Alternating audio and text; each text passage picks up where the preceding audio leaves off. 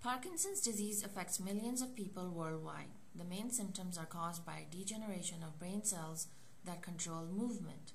These cells originate in substantia nigra and communicate with putamen and cortate. As these cells degenerate, they lose their ability to produce dopamine and to communicate properly with other cells. Current medicines improve Parkinson's symptoms for several years, but become ineffective as the disease progresses.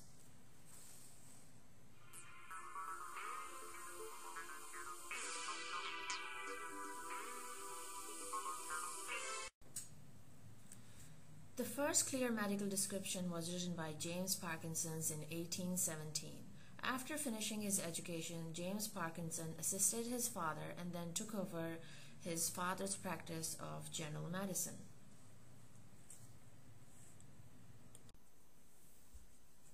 James Parkinson is considered the father of modern paleontology and a pioneer in geology, pediatrics, child welfare, and physical chemistry.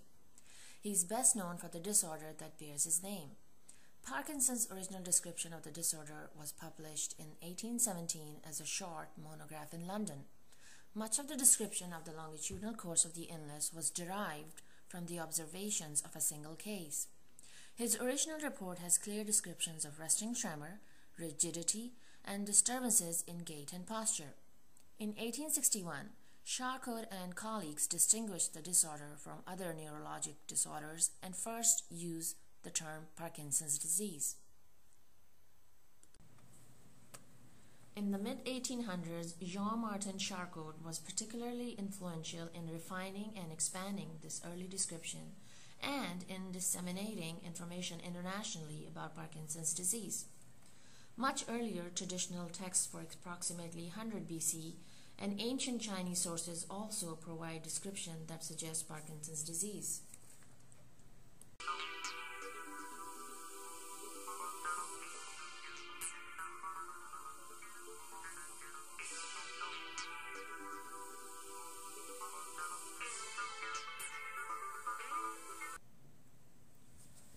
The degeneration is associated with the abnormal accumulation of protein developing inside nerve cells.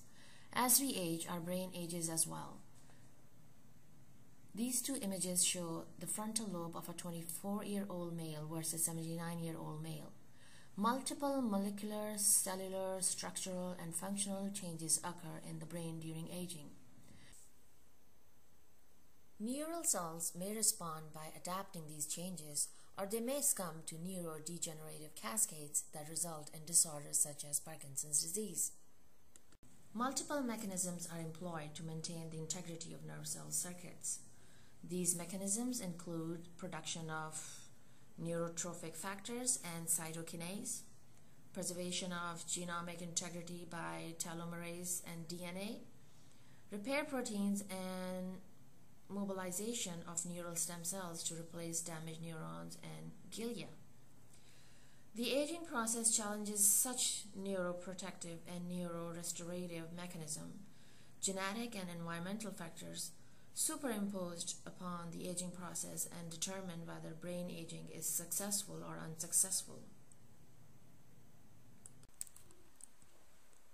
Here's a short video of how this disease has affected Michael J. Fox over the years. Well, the thing about it is that, for me, this movie was a reaction to, I find that there are so many people that take what I do far more seriously than I do, or I am able to. And I'm just a student of the world. I mean, I'm just out there, this is one fact of my life, but it's not the totality of my life. It doesn't define me. And I'm blessed, You just got to look at what you have and be grateful for what you have. And What do you see? An actor? An athlete? How about two people who share a common illness, no different than the millions of others with Parkinson's disease?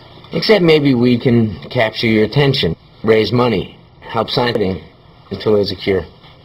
I'm still bad. I believe I'll make a comeback.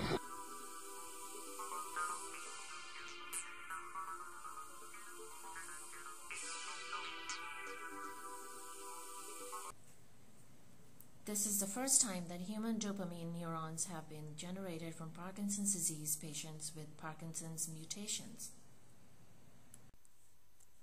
In this study, researchers will grow brain cells from tiny bits of patients' skin samples. Researchers chop it up into smaller pieces and add chemicals to it. These chemicals genetically reprogram the cells. Then they are put in an incubator. Here seen for the first time is what happens. First, skin cells break down. Small bits clamp together to form thousands of stem cells. These turn into nerve cells.